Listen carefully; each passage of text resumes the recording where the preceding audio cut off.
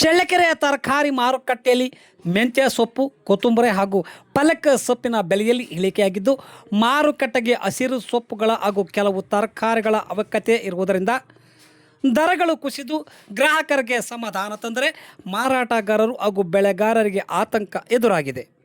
ಚಳ್ಳಕೆರೆ ತಾಲೂಕಿನಲ್ಲಿ ಯಾವುದೇ ನೀರಾವರಿ ಸೌಲಭ್ಯ ಹೊಂದಿಲ್ಲ. ಆದರೆ ಇರುವ ಅಲ್ಪ ಸ್ವಲ್ಪ ನೀರನ್ನು ಬಳಕೆ ಮಾಡಿಕೊಂಡು ಬೆಳೆಗಳನ್ನು ಬೆಳೆದ ರೈತರು ಸೊಪ್ಪು ತರಕಾರಿಗಳನ್ನು ಬೆಳೆದು ಮಾರಾಟ ಮಾಡುತ್ತಿದ್ದು, ಈಗ ಸೊಪ್ಪು ತರಕಾರಿಗಳ ಬೆಲೆ ಇಳಿಕೆಯಾಗಿದ್ದು ರೈತರು ಕಣ್ಣೀರು ಸುರಿಸುವಂತಾಗಿದೆ.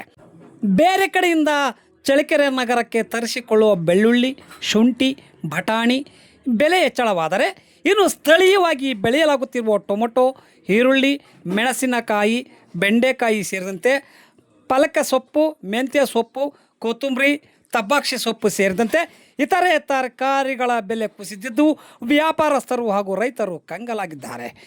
ಈಗಾಗಲೇ ಮಳೆ ಬಾರದೆ ಬೇರೆ ಬೆಳೆಗಳನ್ನು ಬೆಳೆಯಲಾಗದೆ ರೈತರು ಬರದ ಛಾಯೆ ಇರುವುದರಿಂದ ತಲೆ ಮೇಲೆ ಕೈ ಹೊತ್ತು ಕುಳಿತಿದ್ದು ಮುಂದಿನ ಜೀವನ ಸಾಗಿಸುವುದು ಹೆಂಗೆ ಎನ್ನುವಂತಾಗಿದೆ.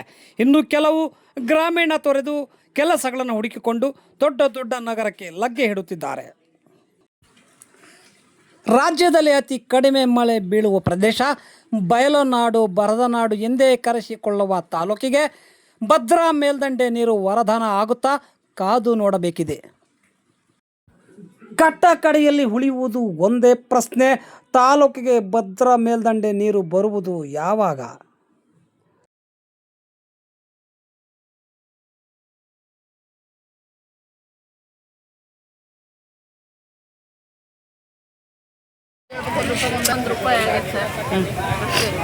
ಸೊಪ್ಪು ಒಟ್ಟು ಕಡಿಮೆ ಆಗಿದೆ. ಎಲ್ಲಿಂದ ಬರುತ್ತೆ ಸೊಪ್ಪು? ರಾಯದುರ್ಗ ಹೊರಗಡೆಯಿಂದ ಆಂಧ್ರದಿಂದ ಜಾಸ್ತಿ ಬರುತ್ತೆ ಕೂಲಿ ಅಷ್ಟೇ.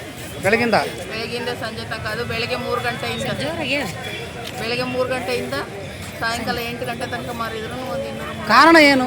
ಬೆಲೆ ಕಡಿಮೆ ಕಾರಣ ಏನು? ಕಾರಣ ಏನು ಇದು ಮಾಡೋಕ್ಕಾಗಲ್ಲ. ಬೋರ್ ನೀರು ಸ್ವಲ್ಪ ನೀರು ಬಂದರೆ ಸಾಕು ಸೊಪ್ಪಿಗೆ. ಈಗ ಬರೀ ಸೊಪ್ಪು ಬೆಳೀತದ್ರೆ ಅಷ್ಟೇ. ಹಂಗಾಗಿ ಬೆಲೆ ಕಡಿಮೆ ಆಗೈತೆ. ಬೆಲೆ ಕಡಿಮೆ. ನಿಮ್ಮ ಹೆಸರು?